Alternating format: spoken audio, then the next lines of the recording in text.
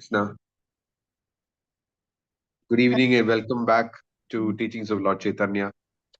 I'll chant the prayers and then we'll resume class. Om Agyanati Mirandasya Gyananjana Shlakaya Chakshurunmilitam Yena Tasmai Shri Gurave Namaha Shri Chaitanya Manobishtam Stapitam Yena Bhutale Swayam Rupa Kadama Yam Dadati Swapadantikam Vandeham Shri Guru Shri Utapada Kamalam Shri Gurun Vaishnavamscha Shri Rupam Sagra Jatam Sahagana Raghunathan Vitam Tam Sujivam Sadvaitam Savadutam Parijana Saitam Krishna Chaitanya Devam Sri Radha Krishna Padan Sahagan Lalita Sri Vishakanatam Sya Namam Vishnu Padaya Krishna Preshtaya Bhutale Srimate Jayapataka Swami Namine Namacharya Padaya Nitai Kripa Padayane Gorakata Damdaya Nagragram Tarine Namam Vishnu Padaya Krishna Preshtaya Bhutale Srimate Gopi Paranadana Saiti Namine Namam Vishnu Padaya Krishna Preshtaya Bhutale Srimate Bhakti Vedanta Swami Namine Namaste Saraswate Deve Gauravani Pacharine Nirvishesha Shunyavadi Paschatya Deshatarine Vanchakalpatarubhyascha Kripa Sindhubhyevacha Paritanam Pavanebhyo Vaishnavibhyo Namo Namaha Jai Shri Krishna Chaitanya Prabhu Nityananda Shri Advaita Gadadhar Shivasadi Gaura Brinda Hare Krishna Krishna Krishna Hare Hare Hare Rama Rama Hare Hare Mukam Karoti Vachalam Pangum Langayate Girim Yatkripatamaham Bande Shri Guruntarinam Yatkripatamaham Bande Paramananda Madhavam Shri Chaitanya Ishwaram Katanchana Smriti Yasmin Dushkaram Sukaram Bhavet Vismriti Vipritam Syat Shri Chaitanyam Navamitam.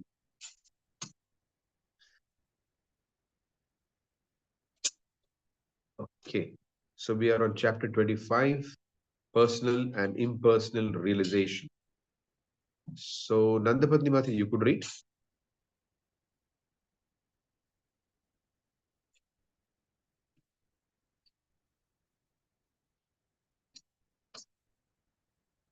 Yeah, because there's some construction work going on.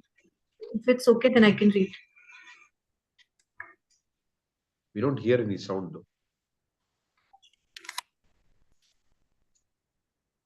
Am I audible now? Yeah. We don't hear any sound. I mean, construction sound yet.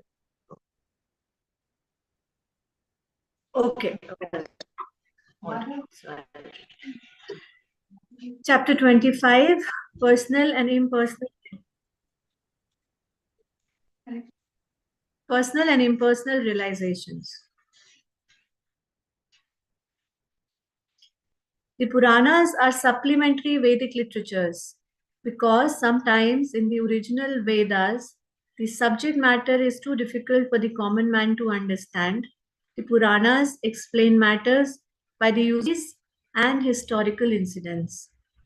In Srimad Bhagavatam 10:14-32, it is stated, Maharaj Nand and the cowherd men and the other inhabitants of Vrindavan are very fortunate because the Supreme Brahman, the personality of Godhead, full of bliss, is now engaged there in his eternal pastimes as their friend.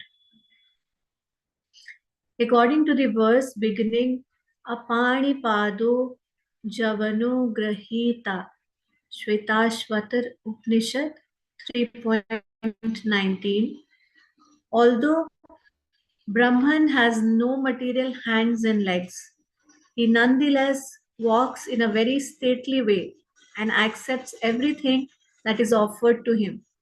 This suggests that he has transcendental limbs and is therefore not impersonal. Principles simply stresses the impersonal material features of the Supreme Absolute Truth and thus unceremoniously calls the Absolute Truth impersonal.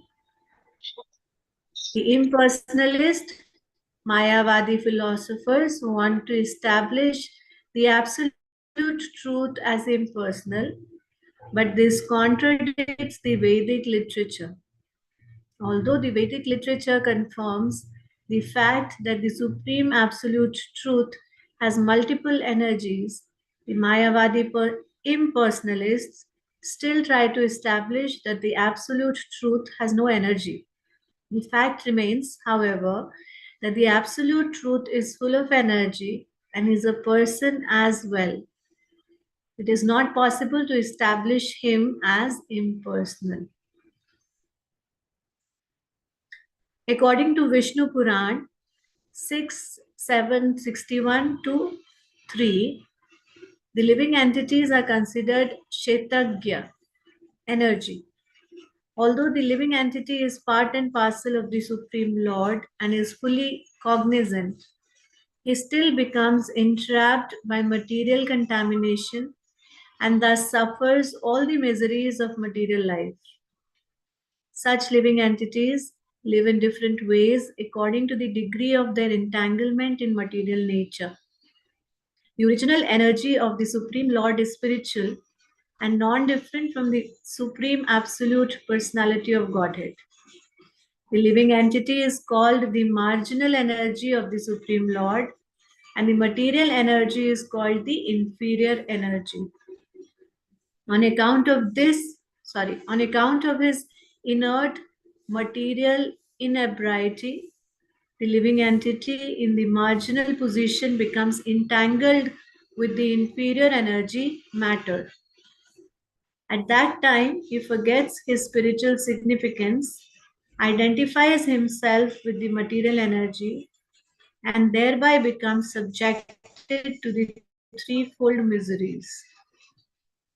Only when he is free from such material contamination can he be situated in his proper position.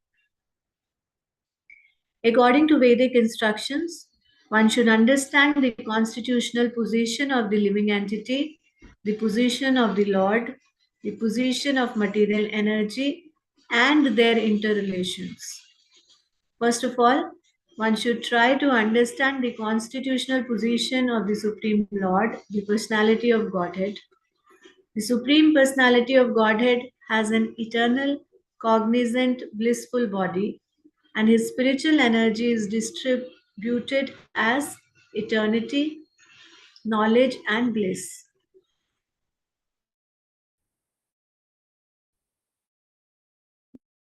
In his bliss, in his eternal identity, he is the cause of everything.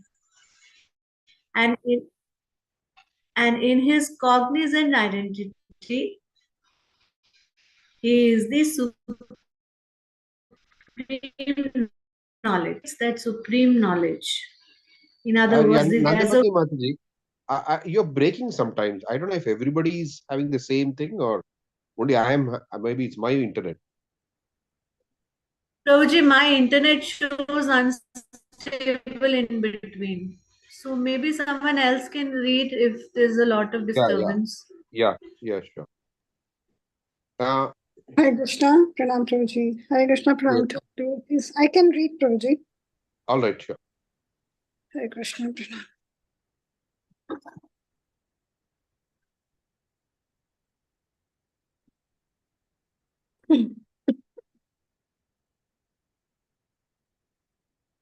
Hare Krishna.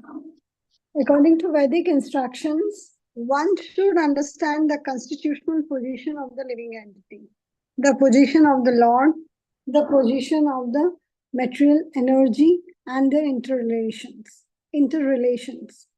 First of all, one should try to understand the constitutional position of the Supreme Lord, the personality of Godhead. The Supreme Personality of Godhead has an eternal, cognizant, blissful body, and his spiritual energy is distributed as eternity, knowledge, and bliss. In his blissful identity can be found his pleasure potency. In his eternal identity, he is the cause of everything. And in his cognizant identity, he is the supreme knowledge. Indeed, the word Krishna indicates that supreme knowledge. In other words, the Supreme Personality, Krishna, is the reservoir of all knowledge, all pleasure, and all eternity. The supreme knowledge of Krishna is exhibited in three different energies: internal, marginal, and external. By virtue of his internal energy, he exists in himself with his spiritual paraphernalia. By means of marginal energy, he exhibits himself as the living entities, and by means of his external energy, he exhibits himself as the material world. Behind each and every exhibition of energy, there is the background of eternity, his pleasure potency, and his cognizance potency. The conditioned soul is a marginal potency overpowered by the external potency. However, when the marginal potency comes under the influence of the spiritual potency, it becomes eligible for love of Godhead. The Supreme Lord enjoys 6 kinds of opulences, and no one can establish that he is formless or that he is without energy. If someone claims so, his contention is completely opposed to the Vedic instructions. Actually, the Supreme Personality of Godhead is the master of all energies. The living entity, however, being his infinitesimal part and parcel, can be overpowered by the material energy. In the Mundak Upanishad, it is stated that 2 birds are sitting on the same tree. One of them is eating the fruit of the tree, while the other is not eating, but simply witnessing the activities of the first bird. Only when the bird eating fruit looks toward the other bird does he become free from all anxieties. This is the position of infinitesimal living entity. As long as he is forgetful of the Supreme Personality of Godhead, he is subjected to the threefold miseries. But when he looks forward the Supreme Lord and becomes the Lord's devotee, he becomes free from all anxieties and miseries of material existence. The living entity is eternally subordinate to the Supreme Lord. The Supreme Lord is always the master of all energies, whereas the living entity is always under the control of Lord's energies. Being qualitatively one with the Supreme Lord, the living entity has a tendency to try to lord it over the material nature. However, being infinitesimal, he is then controlled by the material nature. Thus, the living entity is called the marginal potency of the Lord. Because the living entity... Can you just stop? Sure.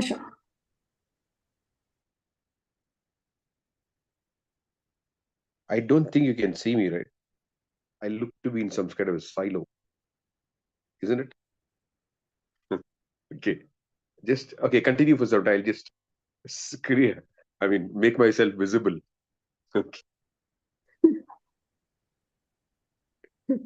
Okay, yeah, you can continue reading. I'll just speak a little later. Okay. Because the living... Mataji, we left the... Because the living entity can be controlled by the material nature, he cannot at any stage become one with the Supreme Lord. If the living entity were equal to the Supreme Lord, there would be no possibility of his being controlled by the material energy.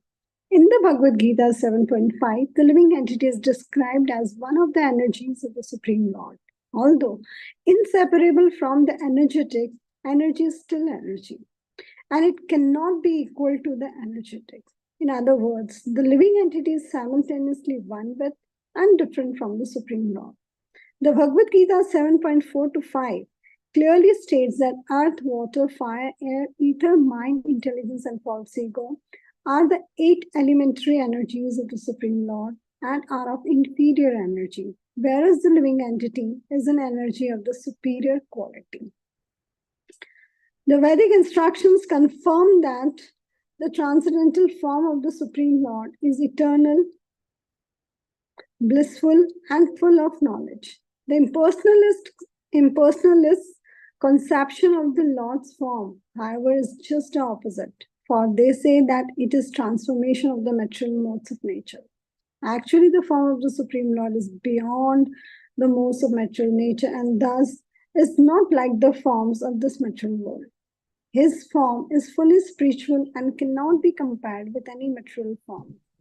Anyone who does not accept the spiritual form of the Supreme Lord is counted among the atheists. Because Lord Buddha did not accept these Vedic principles, the Vedic teachers considered him as an atheist. Although Mayavadi philosophers pretend to accept the Vedic principles because they do not accept the Supreme Personality of Godhead, they indirectly preach Buddhist philosophy or atheistic philosophy. Mayavadi philosophy is inferior to the Buddhist philosophy which directly denies Vedic authority. Because Mayavadi philosophy is disguised as Vedanta philosophy, it is more dangerous than Buddhism or atheism. The only reason Vyasadeva compiled the Vedanta Sutra was so that all living entities could benefit from it by understanding the philosophy of Bhakti Yoga. Unfortunately, the Mayavadi commentary, the Sharirak Bhasya, has practically defeated the purpose of the Vedanta Sutra.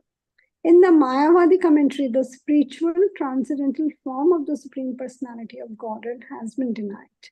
And the Supreme Brahman has been dragged down to the level of individual Brahman, the living entity. Both the Supreme Brahman and the individual Brahman have been denied spiritual form and individuality. Although it is clearly stated that the Supreme Lord is the one supreme living entity and other living entities are the many subordinate living entities. Thus, reading the Mayavadi commentaries on the Vedanta Sutra is always dangerous. The danger is that through these commentaries, one may come to falsely equate the living entity with the Supreme Lord. In this way, a conditioned living entity can be falsely directed, and then he can never come to his actual position of eternal activity in Bhakti Yoga. In other words, the Mayavadi philosophers have rendered the greatest disservice to humanity by promoting the impersonal view of the Supreme Lord and thus depriving human society of the real message of the Vedanta Sutra. Okay, you can just stop there. Prabhuji, see can I ask just question because when I will forget. In the last paragraph that I read, or in the previous paragraph,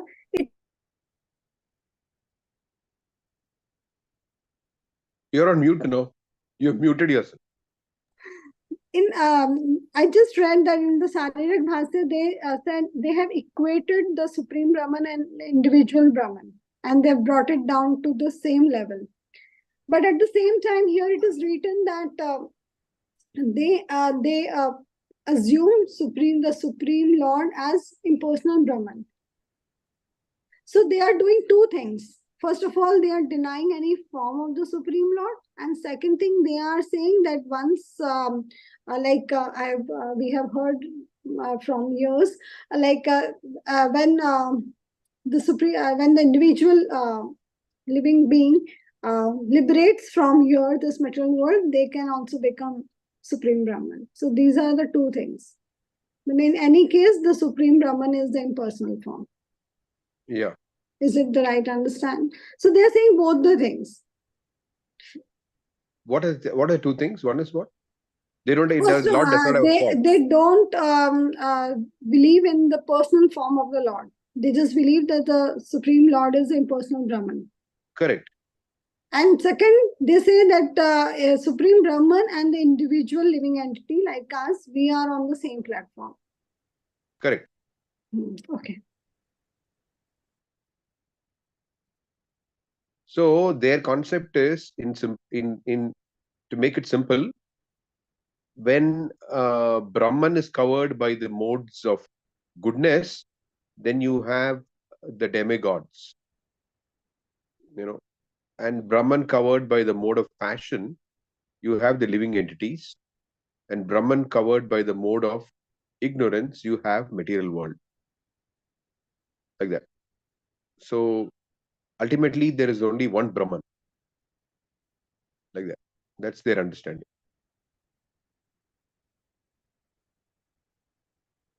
There is one Brahman means that demigods, living entities, and the material world is understood. It's the same Brahman, actually. It's the same Brahman. Part of the the Brahman in the mode of goodness, passion, and ignorance are the part of the Supreme Brahman, they are saying. Yeah, so they say Gatakas Patakas, which is that, for example, Prabhupada explains this very clearly. Suppose you have a pot. So there is an air inside the pot. There is an air outside the pot. Okay. So that pot itself is illusory. That's what they say. It does not exist. It is illusory. Okay. So there are three kinds of pots you could say. One is the demigod pot. One is the living entity pot. One is the material nature pot. There are three types of pots. These are all illusory. So basically there's only one Brahman, and these pots are illusory. So that's how they explain that everything is one and everything is impersonal, like that. So the air is the same outside and outside. So this is just a distinction. But what do our acharyas say? Our acharyas say that Brahman by its very nature cannot be broken, right? It cannot be broken. So how can you give this analogy where there is a pot which is breaking the outside air from the inside air, right? So, and similarly questions like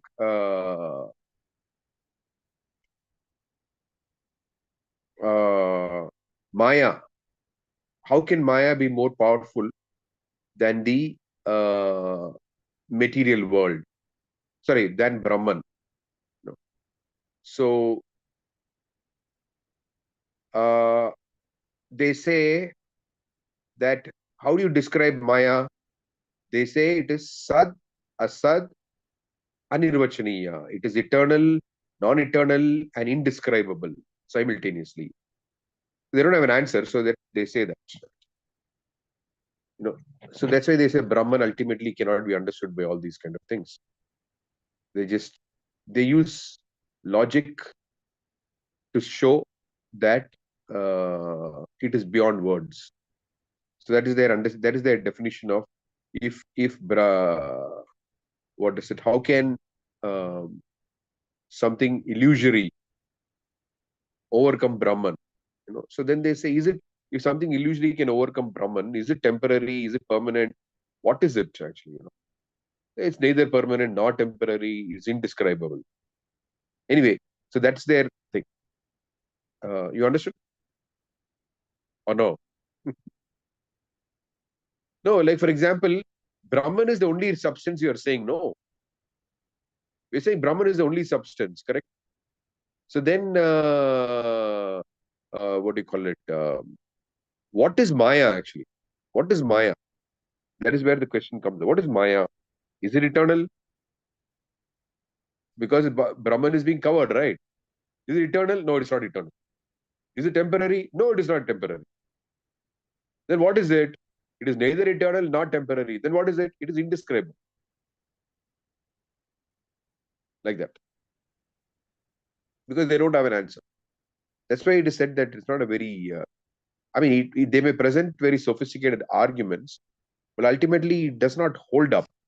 There are problems in that, this thing, reasoning. Like that. So that's one thing. And here, what I wanted to say was, anyway, this is good that we came till the end of this paragraph, because he can never come to his actual position of eternal activity in Bhakti Yoga. So there is something called eternal activity in Bhakti Yoga. Then we have our temporary activity in karmic life. There is eternal activity in Bhakti Yoga, and there is temporary activity in karmic life. Now, generally, temporary activity in karmic life overpowers eternal activity in Bhakti Yoga. Because Daivi Esha Gunamai Mama Maya Duratyaya. So it is a very powerful energy, the material energy. And we are very tiny living beings. Because we are very tiny living beings, therefore, we are no match for this powerful illusory energy. And what is the powerful nature of this powerful and illusory energy? The nature of this powerful illusory energy is that it makes suffering appear like happiness. Now, most people will not even bother about this. What is this? Let's just live life. What is this? All these philosophy. What is the use of all these things? Like the nature of Maya is that you can never have permanent misery nor permanent happiness. So because you don't have permanent misery, so it does not appear like a very bad deal.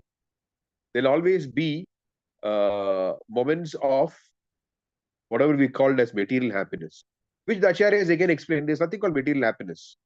There's only something called relief from the distress of material life. Even eating, we may think, it's a very pleasurable activity, which may be a pleasurable activity, but if you don't have hunger, eating is not a pleasurable activity. You don't feel like eating. So it is the effect of distress which is giving a sense of happiness when that distress is relieved. Anything for that matter, anything that you perform in this material world is due to a sense of lack. There is I don't feel sad. I need to eat because I'm feeling hungry, right? Therefore there is a certain urge that is created of deficiency. And when the urge of deficiency is fulfilled, then we feel happy. So there is no such thing as only misery, or there is no such thing as only happiness in this material world. The two things are inseparably linked in this material world. And that relief from distress is powerful enough to keep us engaged in this material world. Imagine how powerful Krishna's energy must be. If just a relief from distress can be so powerfully absorbing us in this material world, how strong that energy must be. So Prabhupada would explain that the Bhagavatam, the Shankaracharya, one of the purposes of introducing this philosophy was to increase the general population of the people. Because if you say that everything is illusion, people forget about everything is illusion. Even if by saying that Krishna consciousness, there's a wonderful life, the spiritual world, still we are trapped in Maya. So imagine if we don't even have an alternative like that, then how much more trapped we would be in Maya. So Shankaracharya's philosophy that ultimately everything is impersonal translates into an attraction for material life, because this is all we got. My God, after this award, just some unitary plane of consciousness. That's it. What fun is there in that? So people get absorbed in the temporary activity in karmic life. So for someone to be plucked out of that situation and experience spiritual happiness is not easy. It's not easy. Therefore, it is explained that the pure devotees of the Lord, what do? They give Krishna to us. Amito Kangal, Krishna Tomar, Ami Dai Tava Pache Pache. Krishna is yours. I am fallen. You have the power to give me Krishna. Therefore, I am running behind you. Right?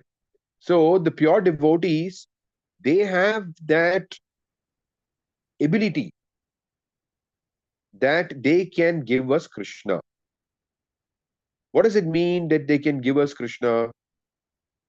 It means that they can give us an experience of what that actual position of the eternal, they can actually give us an experience of the eternal activity in Bhakti Yoga. That is their ability. They can do that to us. So, just like some time ago, when I was trying to speak, you could not see me actually. Then I decided to reveal myself, and now you can see me.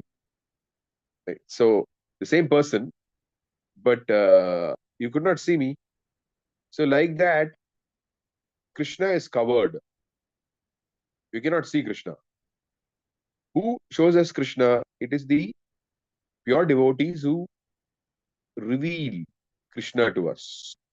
So Prabhupada often translates, and not translates, he explains that the service to the lotus feet of the Lord means service to the lotus feet of the devotee. So Prabhupada said, I don't know Krishna.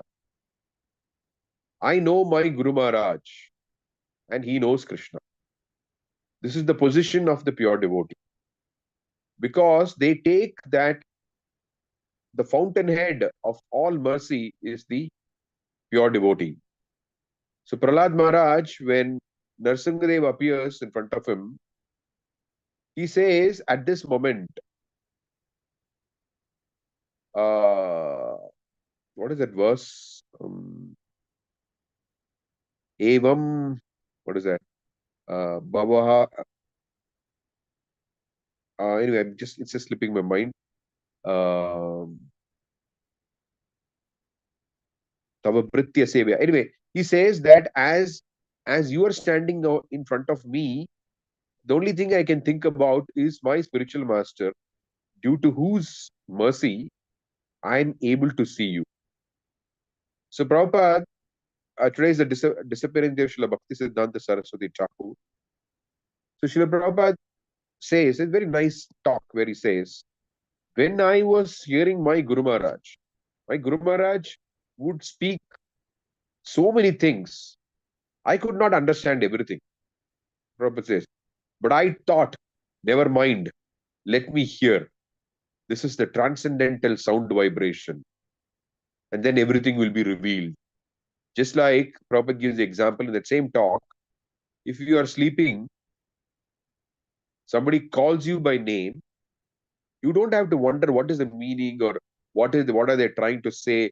However deep asleep you are, if sufficient number of times they call you and sufficiently loud enough, then you'll wake up. Whether you understood or not understood, you're not thinking, oh, somebody is calling me or all this in the dream. Why are they calling me? What is the meaning of this? Nothing. You just wake up by the by the sound vibration. So Prabhupada says it doesn't matter whether we understand or not understand. By giving submissive oral reception to the sound vibration, Krishna reveals himself. So we may be wondering sometimes, whatever we read so far, we have read so many places. We read in the Bhagavad Gita, read in the Bhagavatam, we're reading here. And not only that, we read so many times, not just once. Again, we are reading the same thing. Oh, we know this already. That is not the point. Whether we know or not know, whether we understand or not understand.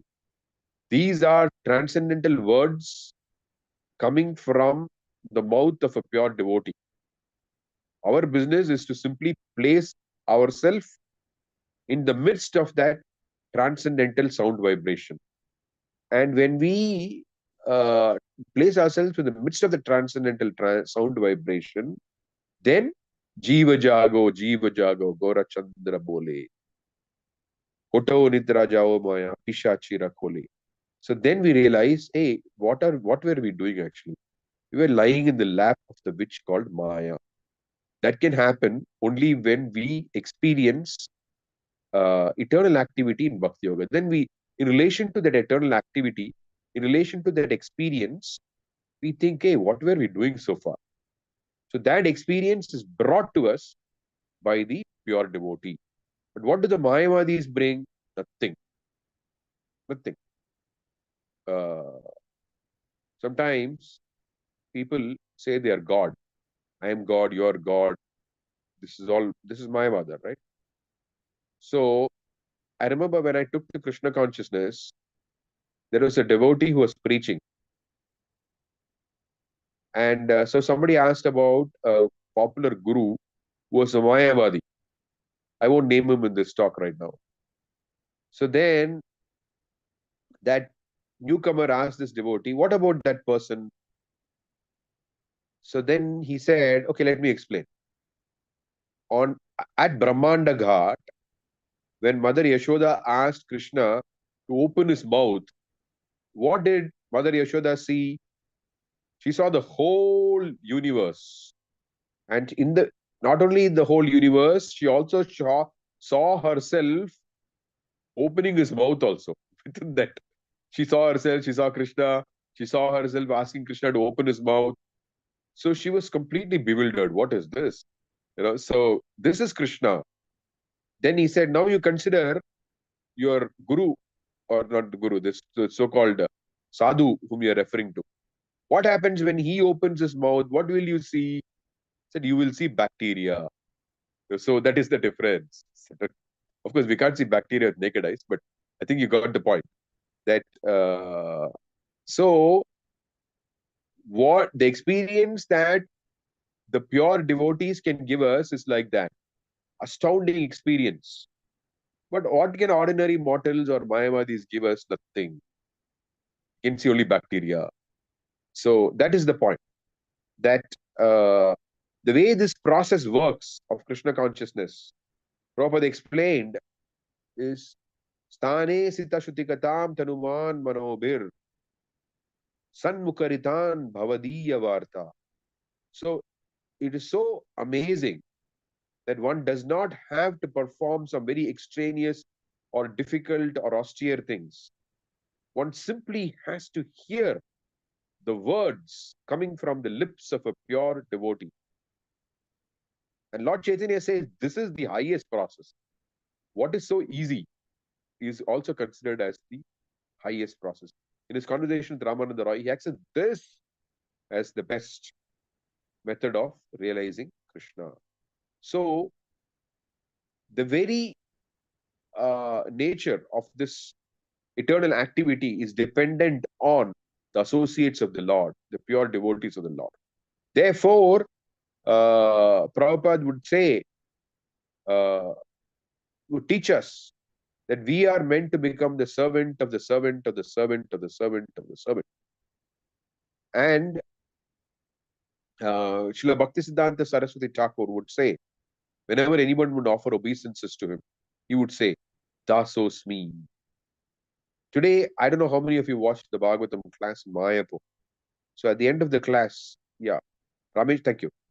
Rameshwar Prabhu mentioned how in Los Angeles, there is a huge huge picture of Srila Bhaktisiddhanta Saraswati Thakur. So on his disappearance day or appearance day, he was doing arati to that picture. And Prabhupada is firm, but he was filled with emotion. So after he offered arati, he turned towards his disciples and he said, all of you have been sent to me by my Guru Maharaj. So Prabhupada is very emotional. After saying that, he just walked to his room. He was ecstatic.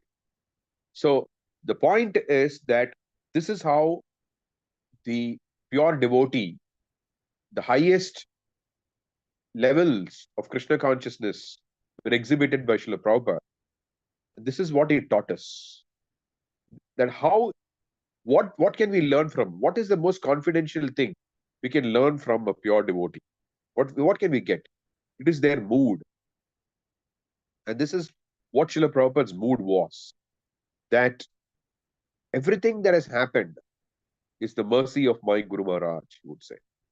So this is what he has taught us. That our progress in Krishna consciousness is dependent on three factors: Hari, Guru, and Vaishnavas. So through the medium of the pure devotees, Krishna reveals himself. This is how this eternal activity in Bhakti Yoga happens. You cannot just make it happen artificially. That's why Prabhupada would sometimes say, you can chant for millions of years. But what is the point of chanting? The point of chanting is to please the pure devotee. Without pleasing the pure devotee, you will not be able to attain, or Krishna will not reveal himself. Neither will we attain this platform of eternal activity in Bhakti Yoga. So, we should be conscious of the fact that this material energy is very powerful. But more powerful than that is the lotus feet of the pure devotee. So if we cling on to the lotus feet of the pure devotee, then the insurmountable material energy becomes surmountable. And the inconquerable Lord, Ajita, becomes Jita, becomes conquered. Okay. So any thoughts, questions, reflections?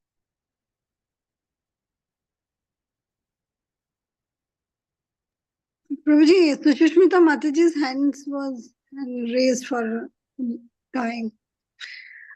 If she has a question. Okay, sorry, I didn't see it. Anyway, I was talking. Suchi Smita Mataji? I thought she said she's not going to be able to attend the class. Hare Krishna Prabhuji, Dhanvat Pranam. Yes, Yes, Prabhuji, I had to go for some cremation, but I was on my way now and back home. So I was, I joined the class. But Prabhuji, I just had one question, just an understanding. I mean, like Srila Prabhupada has mentioned, Chaitanya Mahaprabhu is saying, as I understand, that the Mayavadis are the worst of all, of the Shunyavadis and the atheists, the voidists, So I was wondering, I mean, for the very reason that they're not believing in the form of the Lord and there's no devotional service that, one can engage. Nonetheless, the others are not even, they're atheists, they don't even believe in the God concept as, yeah, okay. So why are the so there's, Mayavadis? Why are the Mayavadis? the question is, no, Prabhuji, my question is that even if we attain the Brahma there would be a chance again to come back and come in association in the next life of the pure devotees and, go back to Godhead. Whereas those who are not believing in God at all, there is no chance that they would ever go back to the Godhead. No, it is And- like this, It is like yeah. this. Like how many children you have? Two, Prabhuji. Okay. I have So a you have son a and boy. daughter, Okay. So what are their names? Richa and Akshay. Okay. Suppose I tell you that Richa and Akshay don't exist. What would be a natural reaction? You'll start laughing, right? Yeah, Because they exist. Yes or of no? course. Yes, Prabhuji. So if I say that they don't exist, you'll simply think I'm foolish. Okay. Yes, That okay. they exist. If I deny their existence, it's considered foolishness. Okay. Mm-hmm, mm-hmm. But if I start criticizing them, then would that be tolerable to you? No. So that is exactly what Prabhupada is trying to make here. That's the point that he's trying to make. Okay. So All right. atheist is better, no? Yeah, okay. Yeah. Yeah, okay. Yeah, like Right. for example, yeah, what is it? Like Prabhupada is saying that, I mean, let's suppose I say, Richa does not have hands, she does not have legs. So what, I mean, Hmm. you start getting upset because why do you want to, you don't Yes. even know her and you're trying to say that she's like this, she's like that. Why? If you say she doesn't exist, you may laugh because she exists. That's it. All right. Yes, Prabhuji. Thank you so much. Yeah, yeah, It's that's the difference. just amazing with your explanations. Thank you. Thank you so much. Very-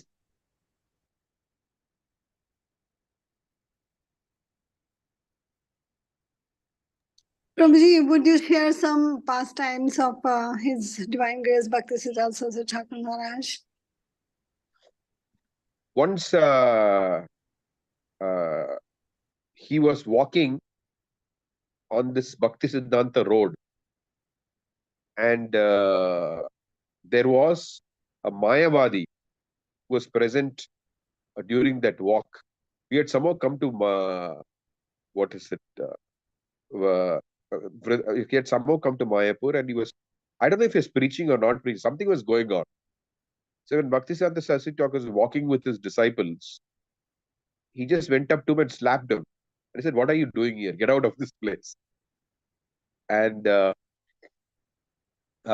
is one instance where Bhaktisiddhanta Saraswati Thakur, while walking, he was just gazing at the moon. So then his disciples asked him, "What are you?" I mean, he was looking at the moon for quite some time. Then he said, "The inhabitants of the moon have also become fallen now. They're generally whatever elevated, but they also they also become fallen. We need to preach to them also." So Bhaktisiddhanta Saraswati Thakur, that's why Prabhupada, when he was asked about Bhaktisiddhanta Saraswati Thakur, he would say, "What can I say? He was a Vaikuntha man," he would say. That and Bhaktisiddhanta Saraswati Thakur, generally, people consider him as a very strict, and that's true, but he was a very strict person when it came to the teachings of Krishna consciousness. But he's also very kind. He would go to the brahmachari ashram, and he would tie the mosquito nets for the brahmacharis. And we see how Prabhupada, when he went with his son and was walking with Bhaktisiddhanta Saraswati Thakur on the banks of the Radha Kund, Bhaktisiddhanta Saraswati Thakur gave his son a small gift. So this is one nature of all the pure. This is the nature. This is the nature of all the pure devotees. They're very kind in their dealings, very very kind. Now, whatever they may be in their in however strong they may be when they talk, but in their dealings, they're very very kind. Since I mentioned Radha Kund, I don't know how many of you have gone. When you circumambulate Radha Kund, we have our ancestral house there, the Vraja Swananda Sukhada Kunja, where Bhaktivinoda Thakur and Bhaktisiddhanta Saraswati Thakur would reside at Radha Kund. So those of you who haven't gone there, I don't know how to explain this though. I think as you come out, I mean, as you cross Raghunath Das Goswami Samadhi on that road, little ahead, 100 meters, there is a fork, not a fork exactly. You continue on the parikrama, there's a road on the left. You walk a little bit along that left, maybe another 100 meters. On your right, you'll find Vraja Swananda Sukhaja Kunja. And Srila Bhaktisiddhanta Saraswati Thakur, staying in that place, he began to speak on the Upanishads. Upanishads are the section of the Vedas, which is the philosophical section, like what we are dealing right now. The Lord is personal, not impersonal, and it deals with all these kinds of dense philosophical topics. So the Babajis there were criticizing him because he's giving talks on the Upanishads, sitting at Radhakund. This is the place to hear about Radha Krishna pastimes, and they would they would criticize Srila Bhaktisiddhanta Saraswati Thakur. So he said, those who think that living in Radha Kund, one should not be listening to the Upanishads, and instead of only Radha Krishna pastimes, he said they are living in Naraka Kund. So he was very strong. And Bhaktisiddhanta Saraswati Thakur, the first verse of the Bhagavatam, he spoke continuously for 3 months. As I was explaining once, if you read Jiva Goswami's commentary on the first verse of the Bhagavatam, it is 56 pages. There are so many things, so many explanations of that first verse. And Srila Bhaktisiddhanta Saraswati Thakur spoke on that first verse continuously for 3 months. That's not a joke. If you speak for 3 months, means essentially it is almost 100 hours of talk, assuming it is 1 hour per day. It could be more also. I don't know how long he spoke each day. But I mean, in 100 hours, he spoke minimum on that verse. So, Srila Bhaktisiddhanta Saraswati Thakur, what is he to the members of the Krishna consciousness movement?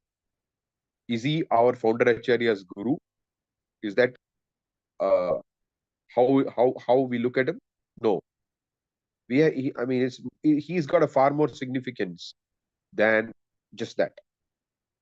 In the Caitanya Charitamrita, Srila Prabhupada explains that the members of the Krishna consciousness movement are known as the Saraswatas. Saraswata in Sanskrit means a follower of Saraswati. So which Saraswati is being referred to here? It is Bhakti Siddhanta Saraswati. So Prabhupada says we are called Saraswatas because we are followers of Bhakti Siddhanta Saraswati. Then he says, what is the definition of a Saraswata? Prabhupada gives a twofold definition. That the Saraswatas, they preach the Krishna consciousness movement around the whole world. And second, they defeat all kinds of opposing elements. So if you look at Bhaktisiddhanta Saraswati Thakur's Pranam Mantra, one of the Pranam Mantras, he has 4. Rupa Nuga Viruddha Apasiddhanta Dvanta Harine, which means that Rupa Nuga Viruddha Apasiddhanta, any teaching which goes against the teachings of Srila Rupa Goswami, Rupa Nuga Viruddha, against Apasiddhanta, which is a deviant thought or ideology, Dvanta Harine, he would completely destroy them. So, Srila Prabhupada said, I followed the example of my Guru Maharaj, he would say. My Guru Maharaj, he said, applied what is called the chopping technique. Chopping technique is it's something easy for us to understand, which means that cut through any false, you would chop anything which is different from the teachings of Rupa Goswami. The Prabhupada said, I just followed the example of my Guru Maharaj. And he says that those who criticized my Guru Maharaj, even among my God brothers, they all fell down. But I took up the example of my Guru Maharaj and I have succeeded. So, the members of the Krishna consciousness movement are not interested in sweet talking to all the people of this world. Sweet talking is we can talk sweetly, but we should also chop. Sweetly, we should chop anything that is against the teachings of Rupa Goswami. So, if we are an assembly of persons who are talking about philosophical subject matters, and if we hear something which is opposed to the teachings of Rupa Goswami, we should oppose it. We should oppose it. Like how during Srila Prabhupada's time, Govinda Dasi, she went to a gathering where they were supposed to present some Krishna consciousness. It was also a gathering where others had come. And there was a Mayavadi. And he spoke some Mayavada. So Govinda Dasi was so upset that she stood on the bench and started shouting. I mean, opposing, of course, not abusing. That's not in that sense shouting, but she opposed him very strongly, standing on the bench. So when Prabhupada heard this, he said, she's a young girl. At that time, what she was in her 20s or something. And yet she was so bold that she has opposed this Mayavadi. So then Prabhupada wrote to the editor of Back to Garden that you should publish this incident of Govinda Dasi refuting this Mayavadi. And he said, give the title of the article, Heroine Govinda Dasi. And it was in fact published in the Back to God. It's not just some wishful thinking. Prabhupada actually instructed, it was also published. And not only just that, several months later, when Prabhupada writes to her husband about, I mean, her husband is Gaura Sundar. So Prabhupada writes to him about them coming to see him, and she served as the secretary to Prabhupada, since helping him with correspondence at one point. And Prabhupada was, before he came to India for the first time, after he had that stroke, he came to India to recover. But before that, she was happy helping him respond to his correspondence and things like that. So, a few months after this incident, where Back to Godhead magazine was where this incident was published in the Back to Godhead magazine. A few months later, when he's writing to her husband to requesting them to come and see him or whatever, for some work. So Prabhupada says, you and your wife, heroine Govindadasi, may come and see me. So Prabhupada is so fond of anyone carrying out the mission of his Guru Maharaj, the way his Guru Maharaj carried it out. So that's Prabhupada said, I never compromised. So-called Swamis, yogis, no, I did not spare anyone. So Prabhupada said, the members of the Krishna consciousness movement, we are meant, of course, we don't go after people. Prabhupada also did not every time name people and attack them, but he really did not tolerate any gathering where he would have to go and hear some Mayavadi philosophy and come out. When he went to the Gita, what is that? In a Gita conference, when the speaker spoke against, spoke differently from the purpose of the Bhagavad Gita, Srila Prabhupada strongly opposed him. That is Prabhupada. He would never tolerate anything which is different from the teachings of Srila Rupa Goswami. So on the disappearance day of Srila Bhaktisiddhanta Saraswati Thakur, it should be very clear to us that we are not meant to tolerate philosophies opposed to the teachings of Srila Rupa Goswami. And while we present Krishna consciousness, we should be very clearly should distinguish what is pure devotional service, what is Krishna consciousness, and what is material conception of life. And that's the contribution of Srila Bhaktisiddhanta Saraswati Thakur and Srila Prabhupada. They made the absolute truth very clear and simple. We should not try to make the absolute truth, which is clear and simple, obscure by trying to please people. We should say it straight, clear, compassionately, to the extent of our realization.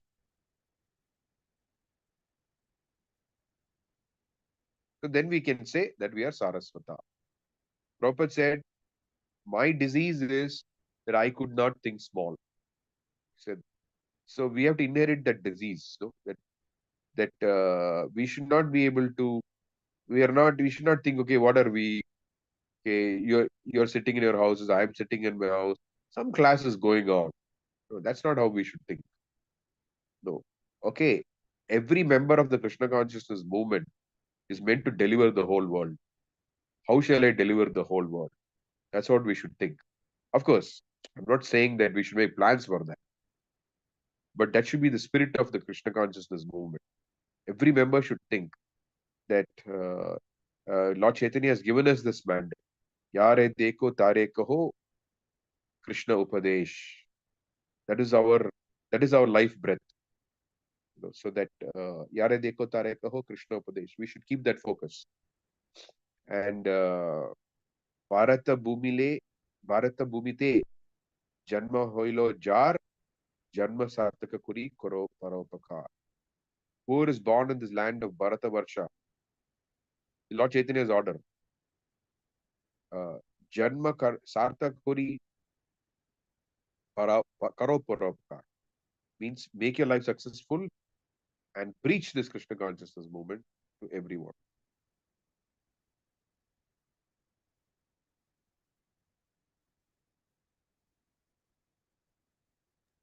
Thank you so much, Prabhuji.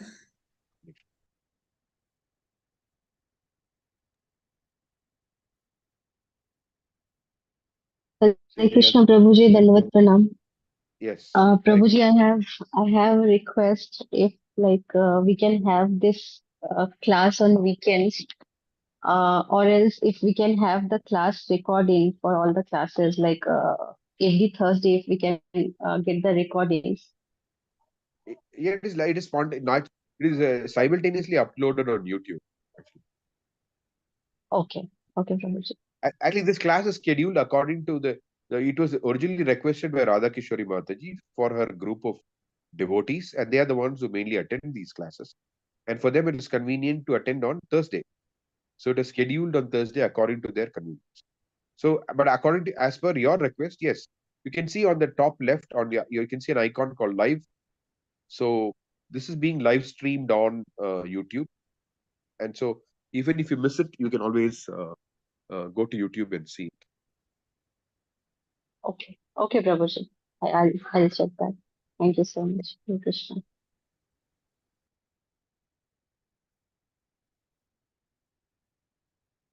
Anyone else?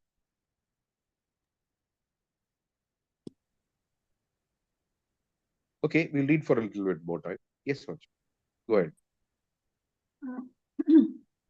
From the very beginning of the Vedanta Sutra, it is accepted that the cosmic manifestation is a display of the Supreme Lord's energies.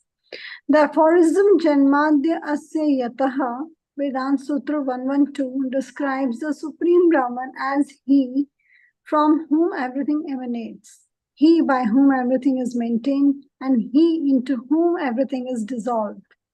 Thus, the Absolute Truth is the cause of creation, maintenance, and dissolution. The cause of a fruit is the tree, but when a tree produces a fruit, one cannot say that the tree is impersonal or that it vanishes. The tree may produce hundreds and thousands of fruits, but it remains as it is. The fruit is produced and then it develops, stays for some time, dwindles, and finally vanishes. This does not mean that the tree also vanishes.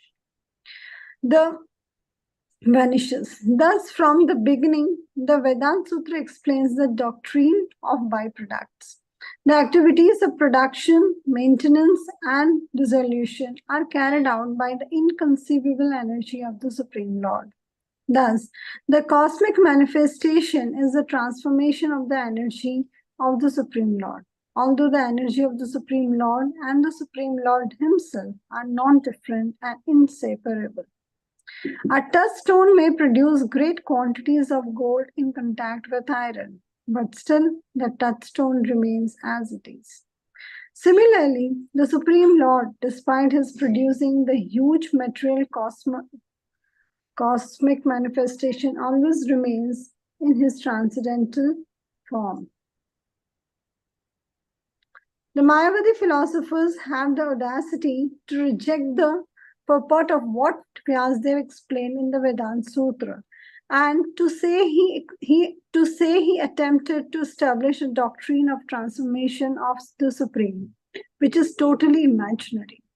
According to the Mayavad philosophy, the cosmic manifestation is an illusory transformation of the absolute truth, which has no separate existence outside the cosmic manifestation. This is not the message of the Vedanta Sutra. The cosmic manifestation has been explained by the Mayavadi philosophers as false, but it is not false, it is temporary. The Mayavadi philosophers maintain that the absolute truth is the only truth, and that this material manifestation known as the world is false. Actually, this is not so. The material manifestation is not false, it is truth. But because it is relative truth, it is temporary. Prabhuji, can I ask one question here? Let's finish this paragraph. Then Okay, fine. Pranav or Omkar is the chief sound vibration found in the Vedic hymns, and it is considered. No, Mataji, no, sorry. You didn't finish. You didn't read fully, right? Did you? I read. The last line. Did you read? But because it is relative truth, it is temporary. I read. Okay, fine. Please ask now. Okay. So, in the starting of this paragraph, the Mayavadi philosophers have the audacity to reject the purport of the Vyasadeva explained in the Vedanta Sutra, and to say he attempted to establish a doctrine of transformation of the Supreme, which is totally imaginary. According to the Mayavadi philosophy, the cosmic manifestation is an illusory transformation of the absolute truth. Yes. Which has no separate existence outside the cosmic manifestation. So I didn't understand the meaning of the second line. They are saying that the absolute truth, this cosmic manifestation is the illusory form transformation, and which has no. What? Okay, you please explain what it is saying. So basically, there are no separate things, Madhuri. That's what they're trying to say. Okay, like it is everything is one. That is their philosophy also. No, everything is one. You understood, right? So there is no separate thing. So as I explained before, it is the absolute truth when covered by the mode of ignorance Okay, is the okay, okay. material. Yeah, you said. So Okay. that's what it is. There's no separate existence. Hmm. It is the same Lord covered by the mode of ignorance, something like that. You understood, right? Yeah. But they also say, na, like when Ram and Krishna comes down, they Yeah. also take, they take also the shelter of this Maya energy or one of the modes. So then, Yeah. like So you they said, like for them, Krishna is Brahman covered by the mode of goodness. Jiva is Brahman covered by the mode of passion. And so, material nature is Brahman covered by the mode of so ignorance. they equate Krishna, Ram, and demigods on the same platform. Krishna, Ram, yeah, generally, yes. Okay. Okay, thank you. Pranam or Omkar is the chief sound vibration found in the Vedic hymns, and it is considered to be the sound form of the Supreme Lord. From Omkar, all Vedic hymns have emanated, and the world itself has also emanated from this Omkar sound. The vibration Tat Tvam Asi, also found in the Vedic hymns. It is not the chief vibration, but is an explanation of the constitutional position of the living entity. Tattvam Asi means that the living entity is a spiritual particle of the Supreme Spirit, but this is not the chief. Mataji, but this is not the chief motive. Motive hoga na? But this is No, not the chief. motive. It's correct. It's motive only. It's correct. Okay. This is a chief motive of this Vedanta Sutra or the Vedic literature. The chief sound representation of the Supreme is Omkar. What does mean motive? Motive means like, what do you say? Like a logo, or like, I mean, like, a logo is a visual representation, but something which represents the Vedic literature is not Tattvamasi. Omkara is what represents Vedic literature. That's what is being explained. All these The verbal 40 logo, the verbal, whatever, whatever, yeah, representation. Okay, thank you. All these faulty explanations of the Vedanta Sutra are considered atheistic because the Mayavadi philosophers do not accept the eternal transcendental form of the Supreme Lord. They are unable to engage in real devotional service. Thus, the Mayavadi philosophers is forever bereft of Krishna consciousness and Krishna's devotional service.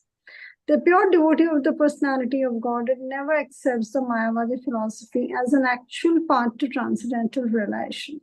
The Mayavadi philosophers hover in the moral and immoral material atmosphere of the cosmic world and are thus always engaged in rejecting and accepting material enjoyment. They have falsely accepted the non-spiritual as the spiritual, and as a result, they have forgotten the eternal spiritual form of the Supreme Personality of God, as well as his name, qualities, and entourage. They consider the transcendental pastimes, name, form, and qualities of the Supreme to be the products of the material nature. Because of their acceptance and rejection of material pleasure and misery, the Mayavadi philosophers are eternally subjected to material misery.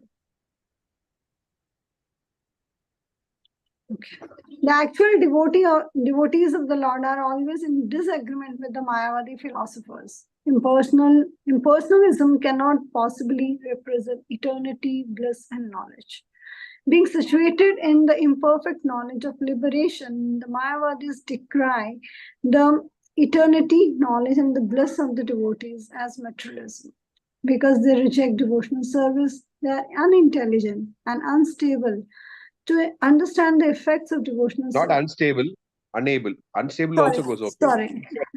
Unstable also sounds fine. Okay.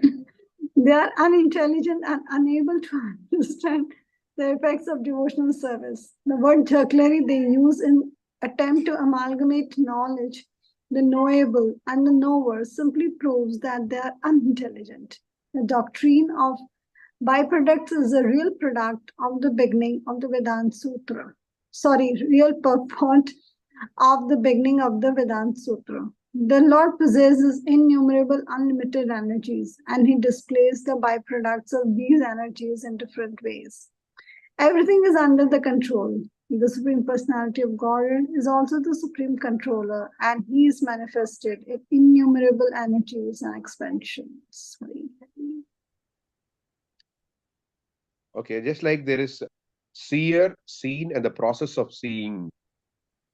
So we are the seers. There's something which is seen, and the process of seeing. You understand, right? So for us, there are three different things. No, one is you have a seer, which means somebody is seeing something, and then there is seen. What is it that you're seeing? And then there is the process of seeing. In fact, you may be very surprised to know that according to Vedic, what do you call it, understanding, we don't see an object directly. Actually, it may appear like when you're looking, okay, I'm able to see the tree. That's not true, according to Vedic understanding. What you're seeing is that the tanmat. Okay, I won't explain that whole thing, but basically what you're seeing is the light energy goes into that object and reflects back. So what you're seeing is a reflection, actually, technically speaking. Anyway, we don't have to get into that so much. But what I'm trying to say is that there is a process of seeing. So there is a process of seeing, and first of all, you are the person seeing. Then what is it that you are seeing? If you're seeing a tree, that is the object which is being seen. Then there's a process of seeing. What is the process of seeing? Actually, in the according to Vedic literature, you don't even see directly. There is this thing which goes from your eyes, hits that object, and comes back. And what you see is what comes back. Anyway, so there are three different things. But Mayavadi philosophers don't recognize these kind of things. They say all this is, there's no such distinction, seer, seen, process of seeing, and all that.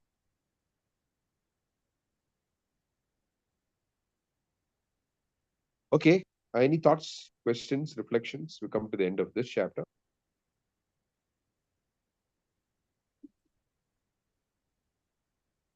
Anindita, you're not going to Turkey? I thought you were supposed to be going, right?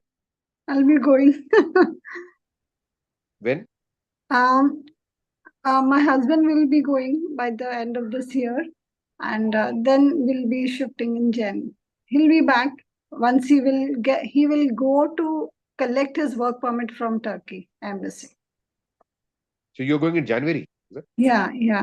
It got delayed just due to the paper formalities, so many documentation. Though he has started for Turkey office in November only, but just because the paper formalities took a long time, so it got delayed. But for me, it's good. I'm here. You like to be in India? I don't know. It's the time when it's coming nearby, then it's getting more nostalgic. Every time you are asking there, will we get this, that, or not? So it will be difficult, at least for the first 6 months, to get settled. For me, at least, because the language issue is also there, to get the daily supplies, and all these things are really a matter of concern. When in January are you going?